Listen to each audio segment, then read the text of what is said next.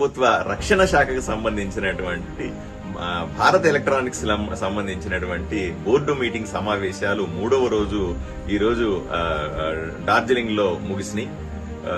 ఈ సమావేశంలో స్పష్టంగా 2 ప్రాజెక్టుల గురించి ప్రత్యేకంగా డిస్కస్ చేశాం. నేను డైరెక్టర్ అయిన తర్వాత ఆంధ్రప్రదేశ్ లో జరుగుతున్నటువంటి 2 ప్రాజెక్టుల మీద సీరియస్ గా నేను దీని మీద ఫోకస్ పెట్టాను. ఎందుకంటే ఆంధ్రప్రదేశ్ లో ఉద్యోగ అవకాశాలు పెరగాలి. ఒకటి మచిలీపట్నంలో ఒక యూనిట్ తయారు చేశాం, అది పూర్తి అయింది.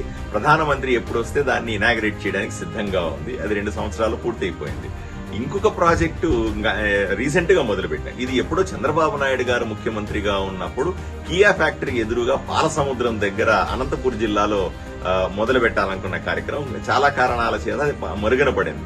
దాన్ని మళ్ళీ గత సంవత్సరంలో నేను చాలా సార్లు జగన్మోహన్ రెడ్డి గారి ప్రభుత్వాన్ని ఫాలో అప్ చేసి కేంద్ర ప్రభుత్వ పెద్దల నుంచి కూడా వాళ్ళకి చెప్పించుకుని ఆ ప్రాజెక్ట్ ని తిరిగి ప్రారంభించాం. ఇది చాలా ప్రతిష్టాత్మకమైన ప్రాజెక్ట్. 917 ఎకరాల్లో డిఫెన్స్ ఇంటిగ్రేటెడ్ కాంప్లెక్స్ అంటారు. అంటే అన్ని రకాల ఆయుధాలని అక్కడ తయారీ, టెస్టింగ్ లాంటివన్నీ చేసుకునేటువంటి ఒక ప్రాజెక్ట్. దీని ద్వారా రాయలసీమలో ఉన్నటువంటి నిరుద్యోగులకి కొంత ఉపాధి దొరుకుతుందని ఆశపడతా ఉన్నాను. దేశంలోనే అతిపెద్ద ఆయుధాలు తయారు చేసే ఫ్యాక్టరీగా అక్కడ రాబోతా ఉంది. దీన్ని కూడా ఈరోజు రివ్యూ చేశాం. నేను అంటే ఇన్వెస్ట్మెంట్ కమిటీకి చైర్మన్ గా కూడా ఉన్నాను. ఆ కమిటీ ద్వారా 380 కోట్ల రూపాయలని దానికి పెట్టుబడిగా పెట్టడం జరిగింది. పనులన్నీ కూడా చాలా సాఫీగా జరుగుతున్నాయి. మొదటి దశలో దీన్ని పూర్తి చేస్తా ఉన్నాం వచ్చే సంవత్సరానికల్లా.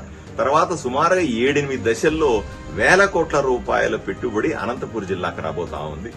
అనంతపూర్ లో వచ్చేటువంటి ఈ ఫ్యాక్టరీ వల్ల డిఫెన్స్ కు సంబంధించిన అంటే రక్షణ రంగానికి సంబంధించిన ఎన్నో యాక్సిలరీ యూనిట్లు కూడా అక్కడ వస్తాయి.